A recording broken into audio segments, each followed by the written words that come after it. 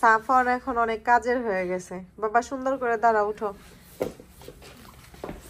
চলো এখন স্কুলের দিকে রওনা হই। নাও এটা নাও,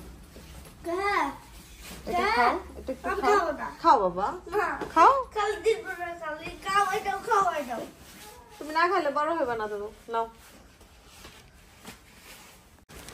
আজকে আমার স্কুলে যাইতে দেরি হচ্ছে,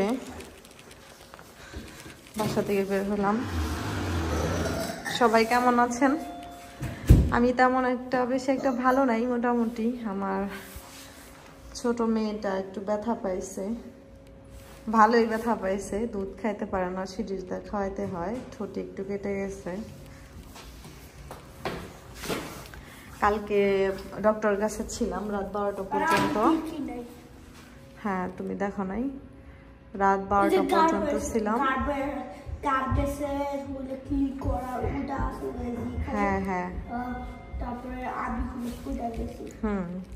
তুমি খেয়াল করো নাই বাবা, তোমার দোষ না, এটা ভাগ্যে ছিল।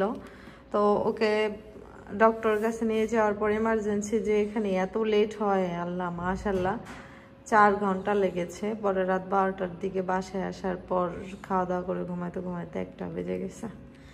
অনেক ক্লান্ত। তো সকালে আবার উঠলাম, উঠে কোনো রকম রেডি টেডি হয়ে, ও হাই, তো এখন যাচ্ছি,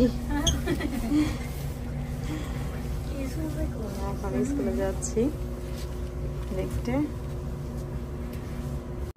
এখন সময় সকাল 8:30। বাসায় তো পৌঁছে গেলাম প্রায়। সাফনকে দিয়ে আসলাম আমি। আজকে শুক্রবার, খুব ভালো একটি দিন, জুম্বা মুবারক, জুম্বাবার।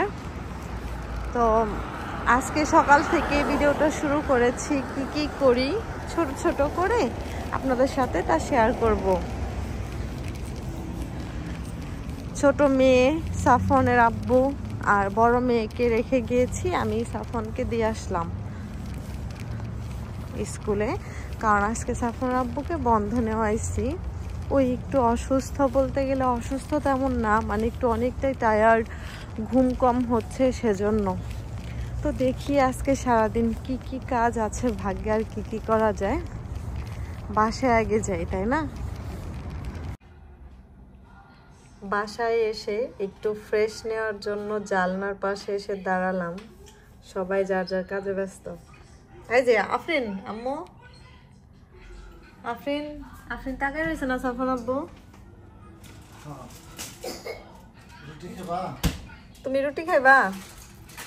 ভাত খাই।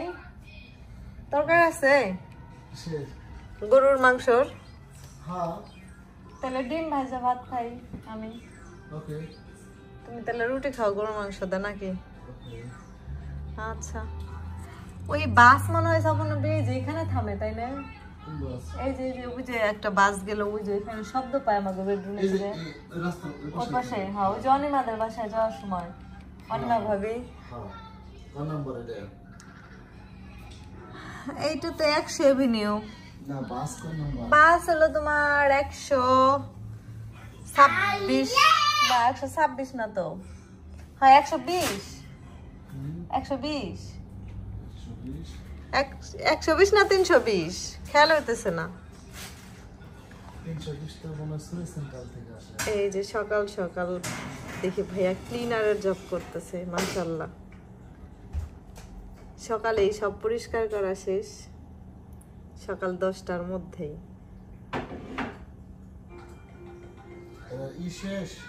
কি পাও নাই? পাইছ? দেখো নিচে আছে নাকি, নিচের ডরে দেখো, তাড়াতাড়ি করো, নামাজের না সময় যায়। দেখো আছে নাকি, উপরের ডাক আটকায় নাও, উপরের ডাক আটকায় নাও, তাহলে তো আবার মাথায় পাবা, ব্যথা পাবা। তোমার দেহ আবার ম্যাক্রিকের টুপিটা ভরা কোম্পানির।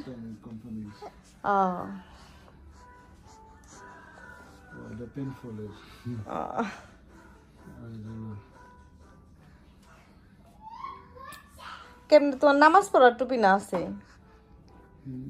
নামাজ পড়ার টুপি নাই?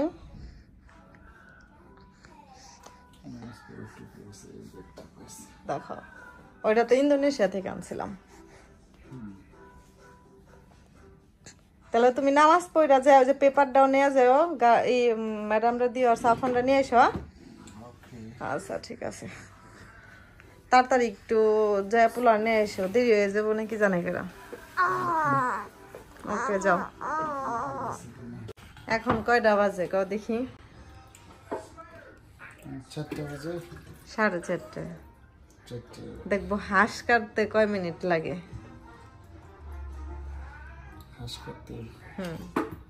হাঁস তো পরিষ্কার করছে কে কও দেখি? তুমি এখন হাঁসটা কাইটে রান্না করবা। দেখো মাখায়ও না সবকিছু, আবার যেভাবে ছিল ওইভাবে পরিষ্কার করো। আস্তে আস্তে টান দিও, তাহলে আবার ছিটটা তোমার শরীরে যাবে। আজকে সাফনের আব্বু হাঁস রান্না করবে। হাঁস এনেছিল ফ্রেশ। কোথেকে আনছিল বলো? কসকো। কসকো সবসময় কসকোতে হালাল হাঁস পাওয়া যায় না, ও পাইছে তো সেদিন নিয়ে আসছিল। তো রান্নার করা হয় নাই ব্যস্ততার জন্য। আজকে ভাবলাম যেহেতু শুক্রবার দুপুরে রান্না করতে পারিনি, ব্যস্ত ছিলাম দুজনেই। ছোট মেয়েরে নিয়ে এখন বিকেল 4:30টার মতো বাজে, রাতের খাবার আর কি। হাঁস দিয়ে গরুর মানে গরম ভাত, গরুর মাংস বলতে গেছিলাম।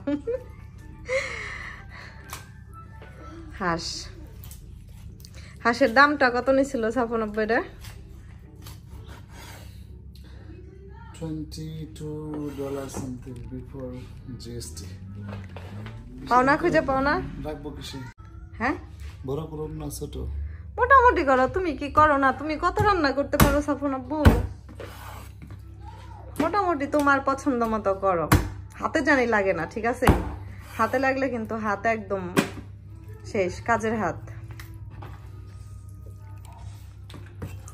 $24 পড়ছে না? ট্যাক্স নেয় কি 30-এর মতো আছে হাঁস? তাহলে তো সস্তাই, তাই না? $22 something. তাহলে তো $25 আইছে ট্যাক্স দেয়, বা 26-27 এমন হইব জিএসটি ট্যাক্স, তাই না? এর মধ্যে শুধু জিএসটি নাই, পিএসটি নাই। পিএসটি নাই? পিএসটি নাই, জিএসটি পিএসটি নাই, মানে খাবারের যতই আছে। তাহলে তো সস্তাই পাওয়া গেছে, ভালোই সস্তা। কারণ ফ্রেড যেহেতু, আর হাঁসটাও বড়, 2.5 কেজি না? তাহলে 1 কেজি $11 মতো পড়ছে, তাই না? না না, $8 এরকম হইব। $8-9 $10 না, 2.5 কেজি না? 2.5 কেজিতে 25 টাকা দাম ধরো। তাহলে তোমার $10, 25 টাকার হাঁস।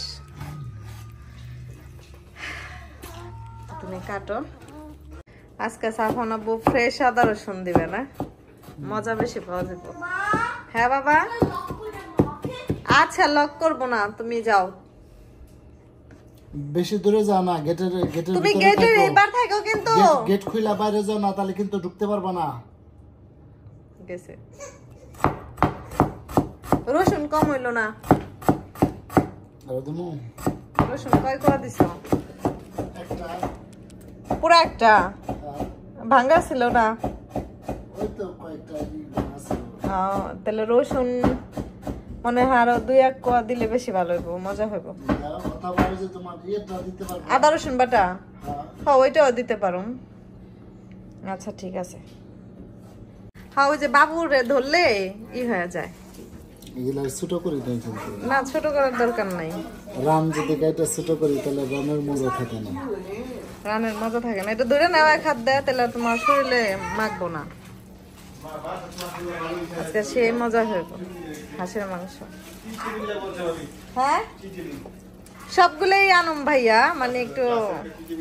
হ্যাঁ, তেল দিছি অনেকটা, হাঁসে থেকে আর উঠবো। মাসুম ভাই আমার বাসাতে এখন কাজে থেকে আইছে, এখন যাবেন কেন? হাঁসের মাংস হোক তারপরে।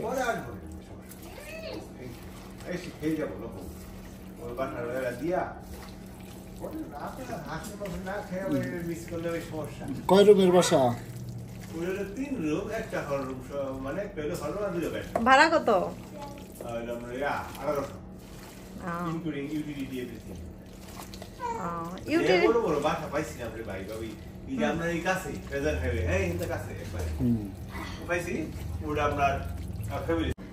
হাঁস কি রান্না শেষ? সাফানব্বু হ্যাঁ, খেয়ে দেখাও। মনে হয় তো অনেক মজা হয়েছে। খাও, উঠাইতেই পারো না। ওইখানে কি আলু সেদ্ধ দিছ আবার? কোনটা? রোজে আলু ভর্তা, আলু ভর্তা। কালারটা তো সেই হয়েছে। সাফানব্বু খেয়ে দেখো, বিসমিল্লাহ। দেখো লবণ টবণ ঠিক হয়েছে নাকি।